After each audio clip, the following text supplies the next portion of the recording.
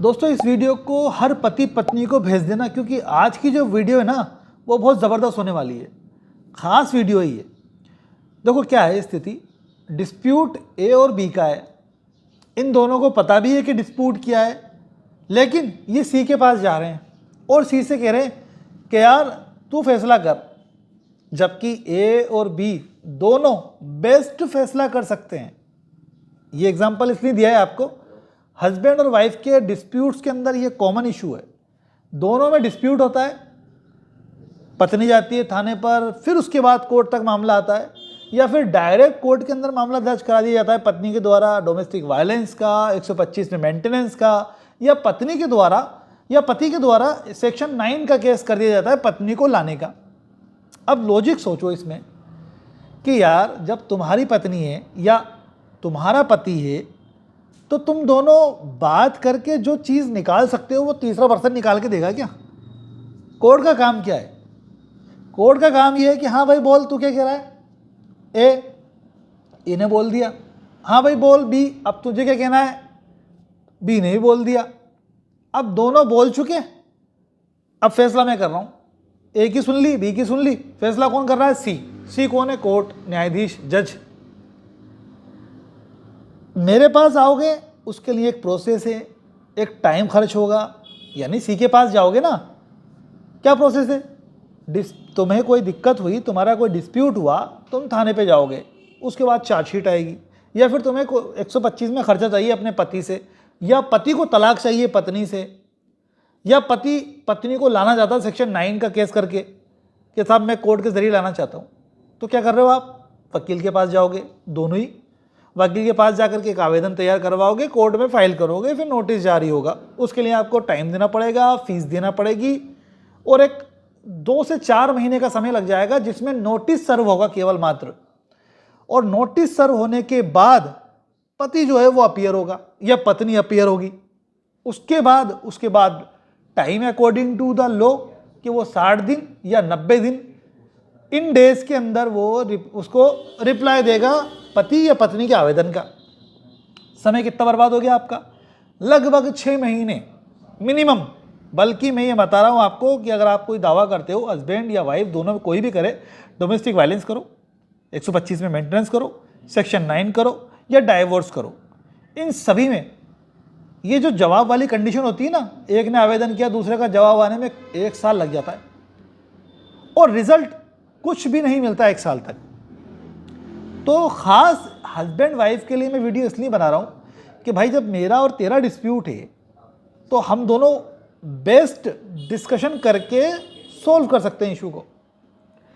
तो वो क्लियर है कि मैं तुम्हारे साथ नहीं रह सकता, अगर ये कह रहा है पति, या पत्नी कह रही है कि भाई हम दोनों साथ में रह ही नहीं सकते, लेकिन जो मेरी शादी में खर्च हुआ था, जो मेरे परिवार वालों ने इन्वेस्टमेंट किया था मेरी शादी में, तुम्हारे साथ मेरी ज़िंदगी बसाने के लिए जो भी खर्चा उन्होंने किया किसी प्रकार से, उसका कुछ तो मुझे चाहिए, अदरवाइज़ मैं केसबाजी करूँगी। तो मुझे लगता है उस कंडीशन में आप एग्री कर जाएं पति। अगर पत्नी जिद पे है कि नहीं साहब कुछ लेगी, उसको तो चाहिए पैसा, मेंटेनेंस देना पड़ेगा, अनेबल टू अर्न है वाइफ, चाहे नया लॉ लागू हो जाए या वर्तमान में भी जो पुराना लॉ चल रहा है उसके हिसाब से भी पति की जिम्मेदारी है कि वो अपनी पत्नी का भरण पोषण करे और अपने बच्चों का भरण पोषण करे। पत्नी जाहिर सी बात है आपके पास से जा रही है तो रीज़न के साथ जा रही है। हो सकता है आप ये कहें कि साहब अपनी मर्जी से गई है, लेकिन जब वो आवेदन करेगी तो उसमें लिखेगी नहीं कि मर्जी से गई है। अगर वो ये कहती है मैं मर्जी से गई हूँ, राजी खुशी गई हूँ, तब तो मेंटेनेंस मिलेगा नहीं, लेकिन वो कहेगी क्यों? वकील के जरिए आ रही है तो आपके ऊपर एलिगेशन लगाती हुई आएगी, कॉमन सेंस की बात है। तो भाई सबसे बेस्ट सॉल्यूशन इन सिचुएशन में ये होता है कि आप दोनों बात करो आपस में कि भाई हमें कैसे इस मसले को हल करना है। बात करके समय बचा सकते हो, पैसा बचा सकते हो, और जो तुम्हारा दिमाग में बहुत ज़्यादा टेंशन हो जाती है ना केसबाजी के बाद, वो भी ख़त्म कर सकते हो। 2 ही बातें होनी है, साथ में रहना है या अलग होना है। साथ में रहना है तो किन कंडीशंस पे रह करके आप साथ में आ रहे हो गई साथ में रहने वाली बात। अलग होना है तो किस कंडीशन पे अलग होना है? भाई क्या पत्नी राजी खुशी अलग हो रही है, या कुछ एलोमनी आपसे मांग रही है, कोई पैसा मांग रही है, ज़्यादा मांग रही है, नेगोशिएशन करो। उसके बाद फाइनल निष्कर्ष निकाल करके देखो, थोड़ा आपको नीचे आना है थोड़ा पति को ऊपर आना पड़ेगा पैसा देने के लिए, उसके बाद बीच का रास्ता निकल जाता है।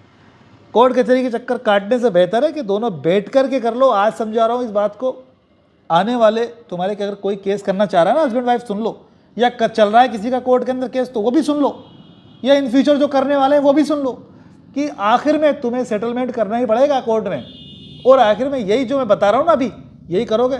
और उनसे पूछ लो जिनके डिस्प्यूट्स कोर्ट में हो चुके हैं पहले, वो एक्सपीरियंसड है, उनको पता है कि उन्होंने इसी तरह से मसलों को हल किया है, क्योंकि हम भी एक्सपीरियंसड हैं भाई, रोज़ का काम है ना हमारा। तो आप खुद इन सब चीज़ों से बच करके जल्द से जल्द डाइवोर्स ले सकते हो, अलग हो सकते हो उन कंडीशंस पे जिस पे आप दोनों एग्री हो रहे हो। ज़बरदस्ती कोई नहीं कर सकता, कोर्ट भी ज़बरदस्ती नहीं कर सकता हस्बैंड वाइफ के साथ। इस बात को भी समझने की ज़रूरत है कि साहब ज़बरदस्ती पत्नी को लेकर जाना चाहता है पत्नी नहीं जाना चाहती तो कोर्ट नहीं भेज सकता। उसी तरीके से पत्नी रहना चाहती है तो कोर्ट बाउंड नहीं कर सकता रखने के लिए पति को कि भाई रख। तो जहाँ बनना ही नहीं है वहाँ अलग हो जाओ यार, और फिर लाइफ में दूसरी शादी करके जिसके साथ आप रह सकते हैं उसके साथ रहें। देखो शादी का नाम थोड़ा एडजस्टमेंट भी है, एडजस्टमेंट करना पड़ता है शादी के बाद। थोड़ा एडजस्ट पति करेगा, थोड़ा पत्नी करेगी तो गाड़ी चलेगी, अदरवाइज दोनों तलवार बन जाएंगे तो एक म्यान में नहीं आ सकती। एक को म्यान बनना है, एक को तलवार। फिर भी कोई कन्फ्यूज़न है तो आप कमेंट करके मुझसे सवाल कर सकते हैं, सॉल्यूशन मैं तुम्हें बहुत अच्छे तरीके से दे चुका हूँ। इस वीडियो को लाइक शेयर ज़रूर करना, हर हस्बैंड वाइफ तक जाए ये वीडियो। Thank you guys.